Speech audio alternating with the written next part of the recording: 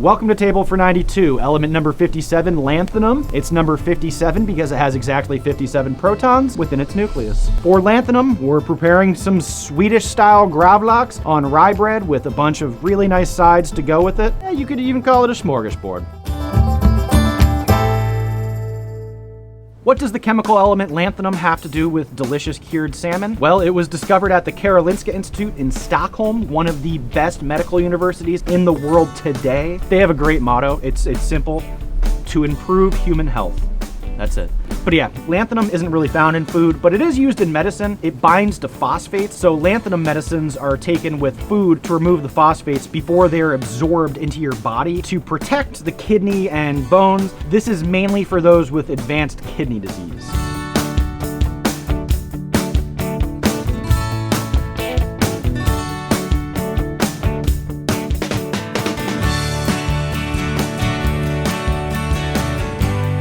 I'm gonna place this in the refrigerator to cure for 3 days. Curing is a great way to preserve fish, and this is super important if you're in a place like Sweden where you got pretty rough winters. So ideally, you catch a bunch of salmon in the fall run and preserve enough to get through the winter. The salt in the cure draws out the moisture, and the sugar helps prevent bacteria growth. After 3 days, this cured salmon will lose like 15% of its weight. It's really one of many ways to make fish last longer, but this is just a really, really delicious way to do it.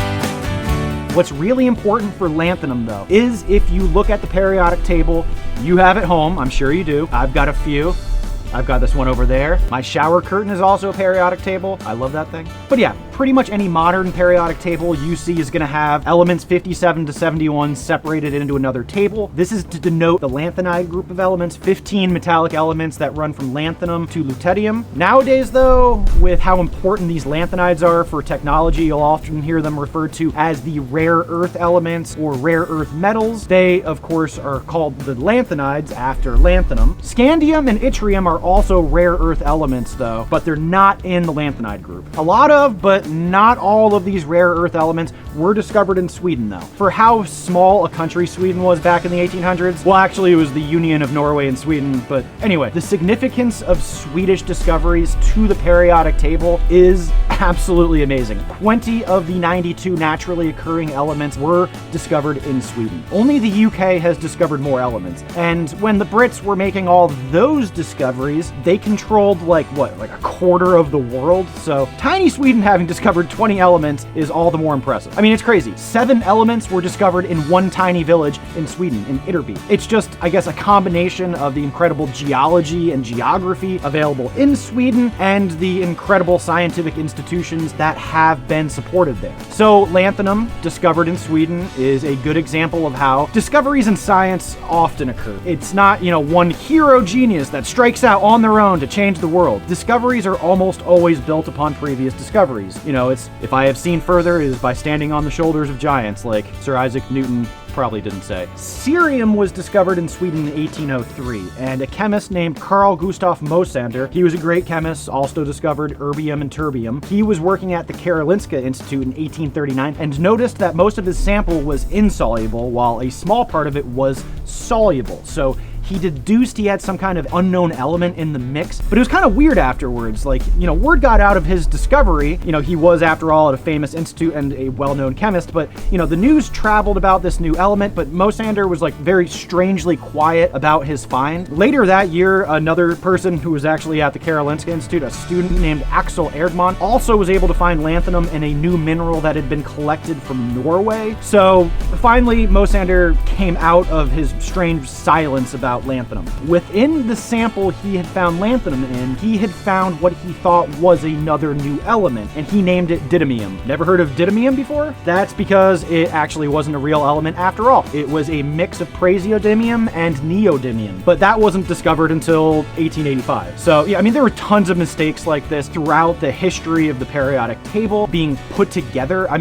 There must have been 1,000 variations of the periodic table with all these proposed elements that that people thought existed until it was proven otherwise. It's just funny to me because the periodic table today is such a monolith for us, right? Like, it's what everything is made up of. It doesn't change. But those chemists working in the 1800s when all these discoveries were going on, they must have just been like pulling their hair out trying to keep up with all of these constant changes going on. By the way, just to reiterate how important cured salmon is in Sweden, I got this recipe from the official Swedish government's website. It's like the most adorable government website I've ever come across, you know, because I'm always looking at government websites. But yeah, they have like all this information about their culture, what they're trying to do, and a bunch of recipes. It's just a really nice place on the internet. Anyway, lanthanum wasn't completely isolated until 1923, which makes the name lanthanum make a whole lot more sense. Lanthanum comes from the Greek lanthanine, meaning to be hidden or to escape notice. So in pure form, lanthanum is a silvery white metal, which is just so boring. Like, so many of the metals on the periodic table are described like that. Silvery white metal. And lanthanum metal by itself doesn't really have any huge commercial uses. By itself, it burns like crazy if ignited. So yeah, you don't want that stuff around. It probably is most famous for being used in some camera lenses, maybe even that one. It helps to create clearer pictures. Metal alloys of lanthanum and other metals have been created for modern uses in hydrogen-powered cars though, where lanthanum nickel alloys are used to store the hydrogen.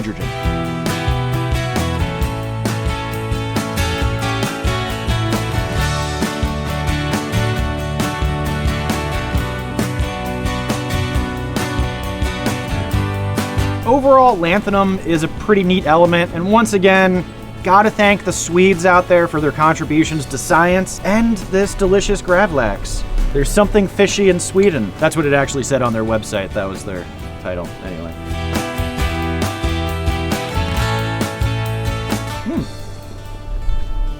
I had no idea it was so easy to make gravlax. Thank you, official Swedish government website. See you next time.